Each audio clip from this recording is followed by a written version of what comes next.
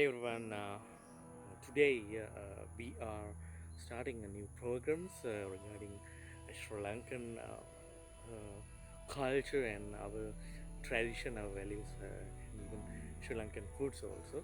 Sri Lanka is a pearl of Asia. So we are named as the pearl of Asia. So because of the natural beauty of our motherland,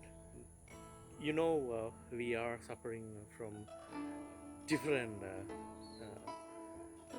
suffering from the terrorist attack led by Saharan and the gang, and it's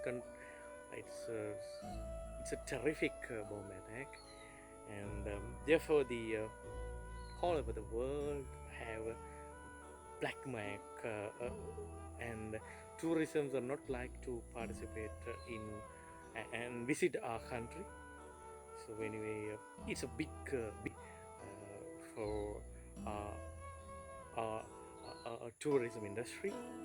But the guys, we have a lot of things to show you, and our traditional agriculture system, foods, and temples and heritage. These kinds of things are very important to show you, and even biodiversity. And if you are hearing us from all over the world, you can watch rich biodiversity, and you must visit Sri Lanka and be the witness of this rich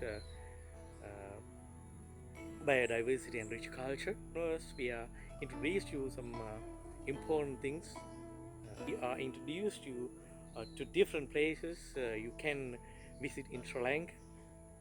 So in first programs, we are going to explain you about the seegiriya.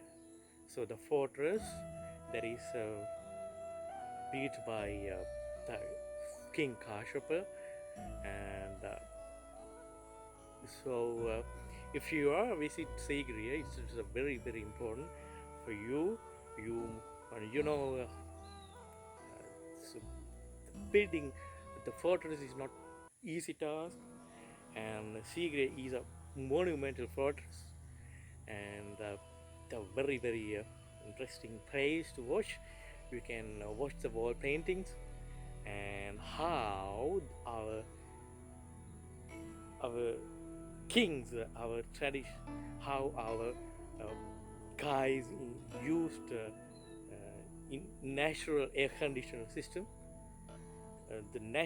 What are the, I mean, consequences? What are the things Sri Lankans used in previous, in our past, to protect their kingdoms? What are the, things they used? What are the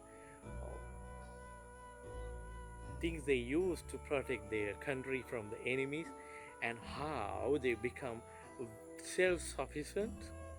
And this is so seegiriya will show you how Sri Lankans become self-sufficient and how they formed this type of rich culture in their homeland.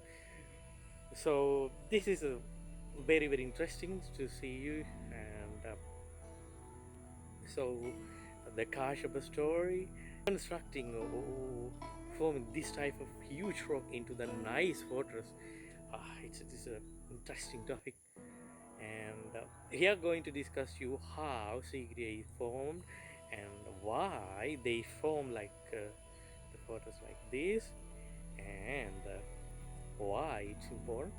And you guys, now we are going to discuss with you the value of the seegiriya, and keep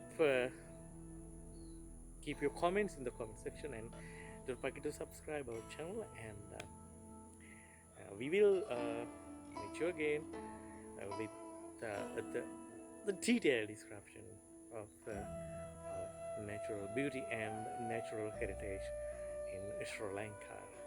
Until then. Seegiriya is one of the most valuable historical monuments in Sri Lanka.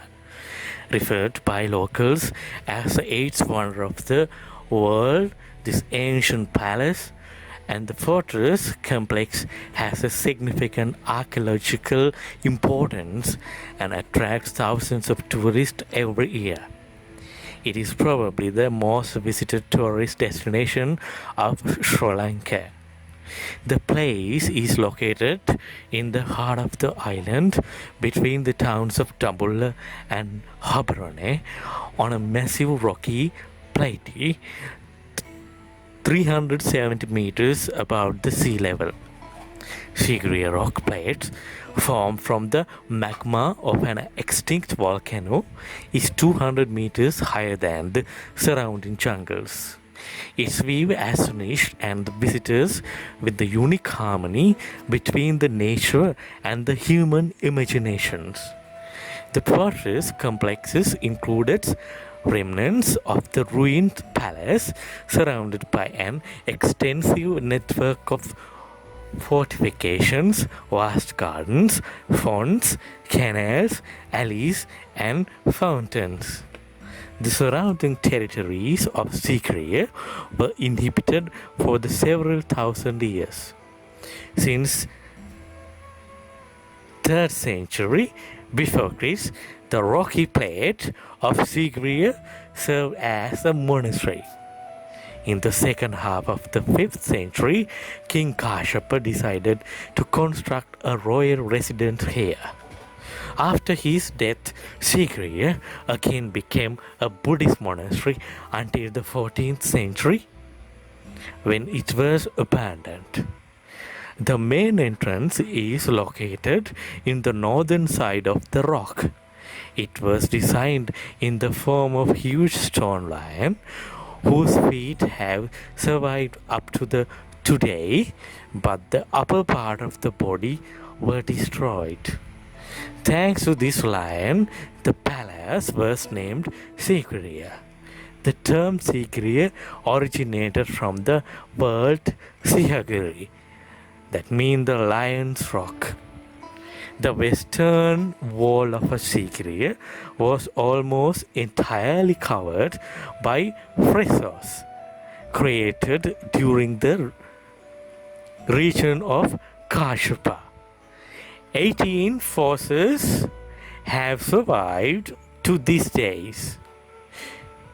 The frescoes are depicting nude females and are considered to be either portraits of Kashyapa's wives and concubines or preterists performing religious rituals. Despite the unknown identity of the females depicted in the frescoes, these unique ancient paintings are celebrating female beauty and have incredible historical significance. One of the most striking features of Seegiriya is its mirror walls. In the old days, it was polished so thoroughly that the king could see his reflection on it.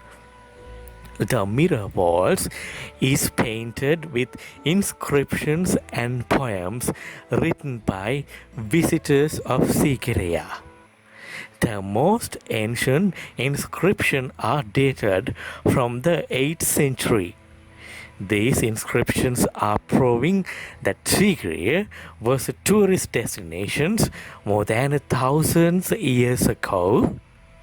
Today, paintings on the wall is strictly prohibited.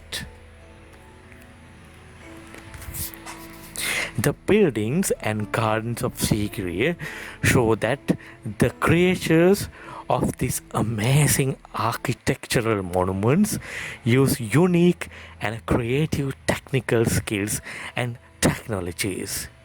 The construction of such monuments on massive rocks, approximately 200 meters higher from surrounding landscapes, required advanced architectural and engineering skills. The gardens of Seegiriya are among the oldest landscaped gardens in the world. Seegiriya has water gardens, cave and boulder gardens, and also terraced gardens. They are located in the western part of a rock and are with a complex hydraulic systems which consist of canals, locks, lakes, dams, bridge, fountains, as well as surface and underground water pumps. In the rainy seasons, all canals are filled with the water which begins to circulate through the whole area of seegiriya. Fountains of seegiriya built in 5th century perhaps are the oldest in the world. The palace and the fortress complexes is recognized as one of the finest examples of ancient urban plannings. Considering the uniqueness of Seegiriya, UNESCO declared it a World Heritage Site in 1982. Seegiriya is an unmatched combination of urban plannings, water engineering, and horticulture arts.